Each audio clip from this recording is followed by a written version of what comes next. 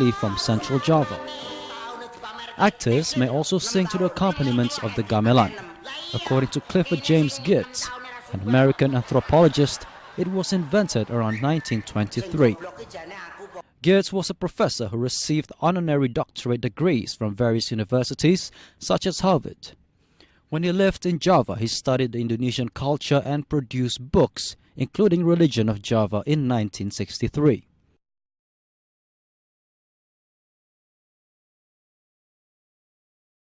Suplenya sama, mereka mengangkat cerita-cerita rakyat.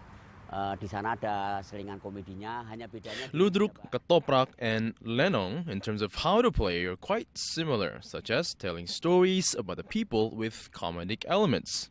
The only difference is in the language. Now, the Ludruk uses East Javanese language from Surabaya.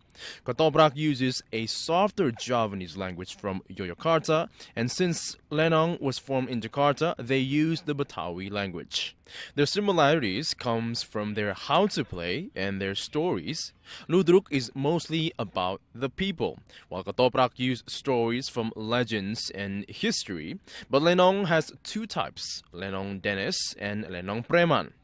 Lenong Dennis tells the legendary stories and Preman tells the more updated stories about the history. Now that's the difference between Lenong Dennis and Preman. Lenong is a traditional theatrical genre of the Betawi people in Jakarta, Indonesia. The dialogue is generally in the Betawi dialect. Actors presented in numerous manner on top of the stage is known as pentas tapal kuda, named for the way actors enter the stage from left and right. The audience sits in front of the stage and allowed to interact with the actors. The number of performances varied according to the needs of the story. Male performers are referred to as panjak and female are known as ronggeng. The performance usually opens with a prayer, known as ungkup, and ritual offering.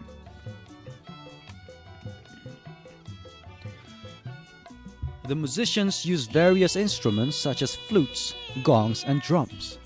Most performances are about heroes and criminals. Tales adapted from folklore such as 1001 Nights, stories are not memorized from a script, strong improvisation are necessary. These shows were made to entertain the peasants back in the day or a popular form of entertainment for the working class audience. Well, it's truly incredible how these actors and comedians had the time and creativity to entertain the people back in the day during the period of the ancient kingdoms all the way up to the times of the colonial wars. But the interest for comedy rose rapidly, and in the 1950s, a group called Srimulat gathered different comedians who are now considered as celebrities today and have inspired future generations of comedians to come. We'll have that right after the break.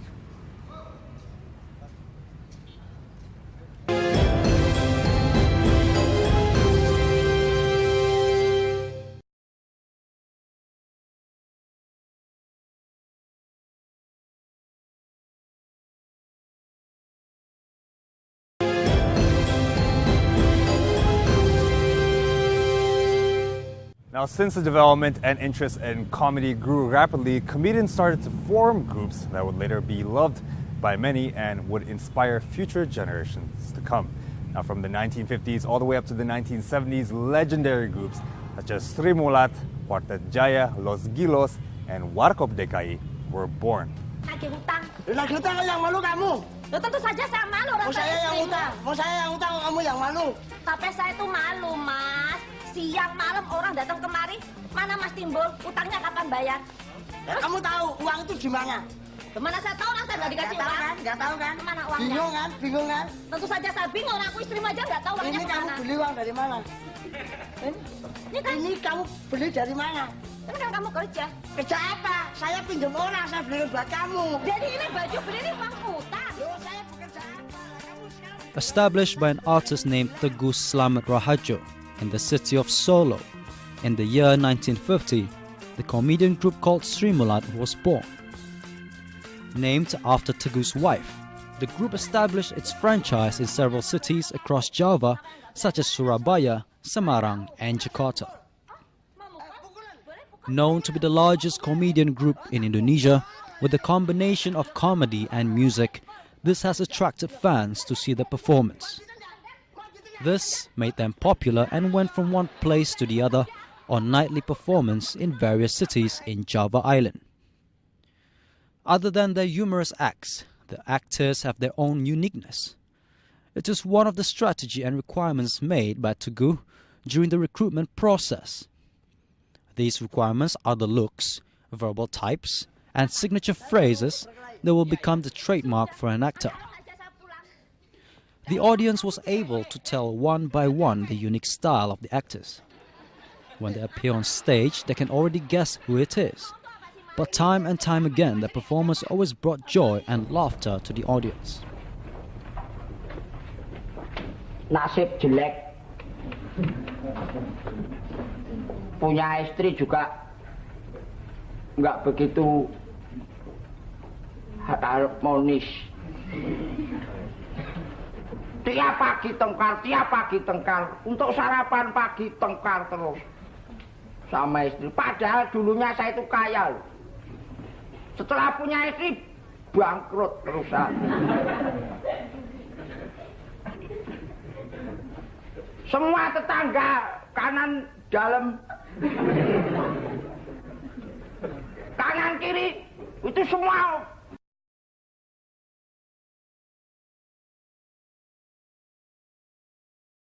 Srimulat itu didirikan tahun 1950 oleh Pak Teguh Raharjo, seorang musisi keroncong. Srimulat was formed in the year 1950 by Teguh Raharjo, a keroncong musician, and back in the day, Srimulat was a form of musical. They were known to go around. It was known as tobong. Then around 1951, there was a comedy to it, but it wasn't the main performance, just as a side thing.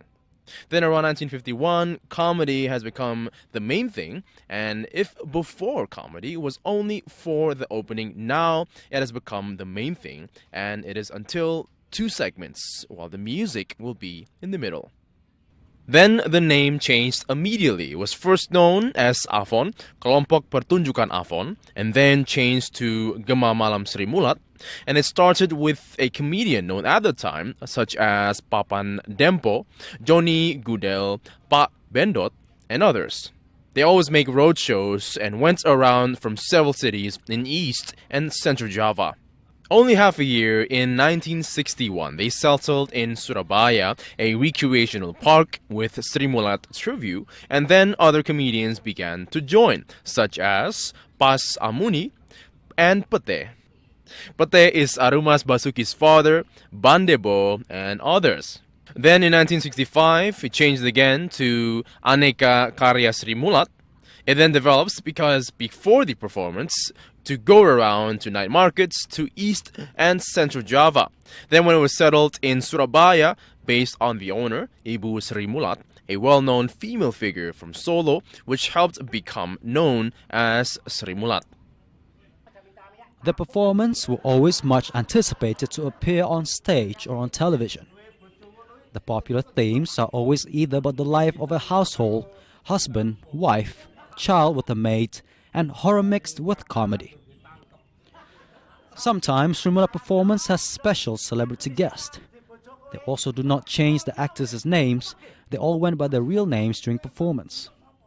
They are still active today, and their last television show was in 2015 called Saatnya Srimulat. Another legendary group is Los Gilos, created by Bing Slamet in 1953, along with Mang Udel and Mang Cepot, was the first comedian group to use social criticism in their performance. Inspired by Bob Hope or Danny Kaye, both are American comedians who possesses gag writer that they can do comedy only with relying on words. In terms of the script, Mang Cepot is the one who wrote the materials for Los Gilos. Then the group was considered to be a smart comedian group full with politic and social criticism. Bing Slamet preferred to be spontaneous and use body language more, which was a success.